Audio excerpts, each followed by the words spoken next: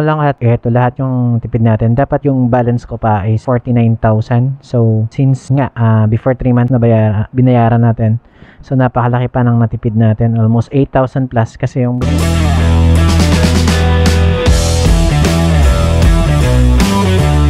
Okay, hello, what's up guys? What's up YouTube and Facebook? So, motorist again here. So, actually, magti 3 months na yung ating ADV, no? Kinuha nating ADV 160. Ngayon, kasi di ba nasabi ko before na kapag 3 months mo siyang babayaran lang, parang SRP price pa rin sila. So, yun yung pinakasulit deal na nagagawa ko kapag bumibili tayo ng motor, no? 3 months natin, 3 months term, if possible, nakakayanin. So, once again, yung contract na ginawa natin dito ay 6 months dun sa mga magtatanong kung magkano.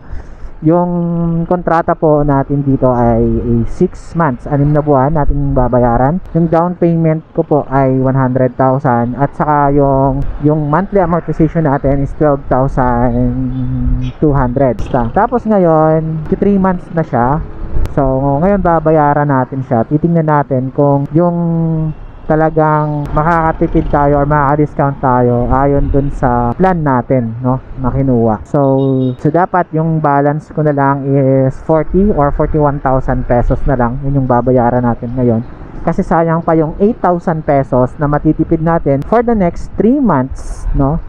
Kaya ngayon, babayaran na natin siya. Kasi for the next 3 months, 8,000 pa, di ba? So malaking bagay malaking bagay rin yung matitipid natin na 8,000 sa loob ng 3 buwan.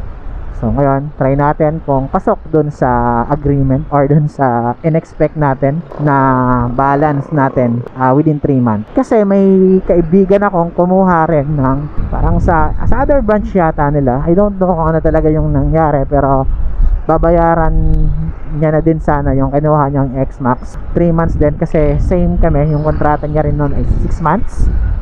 Tapos babayaran niya na sana din yung balance niya nung nag 3 months yung unit niya, kaya lang ay hindi napasok doon sa term na 3 months. Oh, kaya lang sarado yung guest marketing. Wala, babalik tayo nito.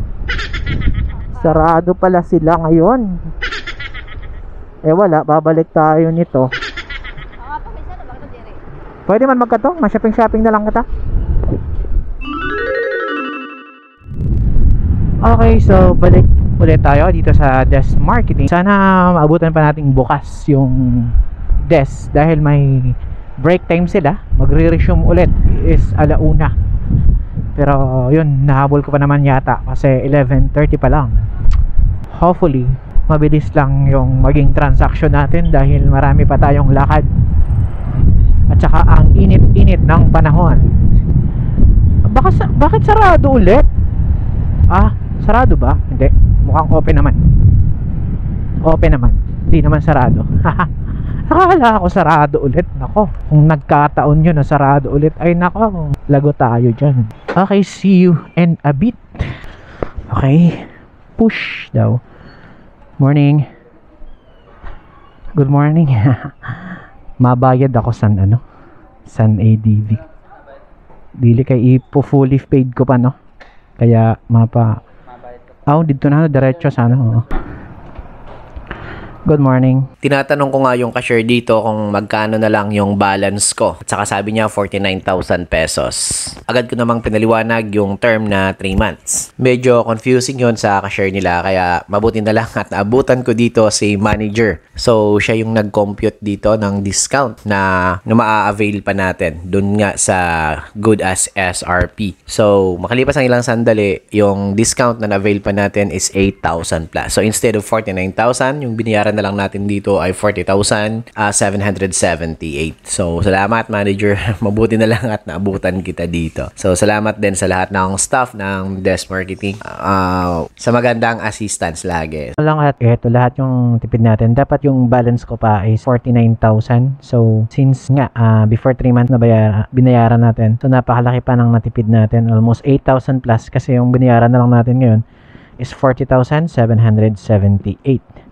Tsaka eto na yung pangalawang susi natin. Ayun, di ba? Okay, so guys, sa palagay nyo sulit yung deal natin dito. 3 months. So actually yung contract natin is, yun nga, 6 months. 12,000 yung monthly natin yan. And then 3 months is good as SRP yung binayaran natin dito sa Desk Marketing.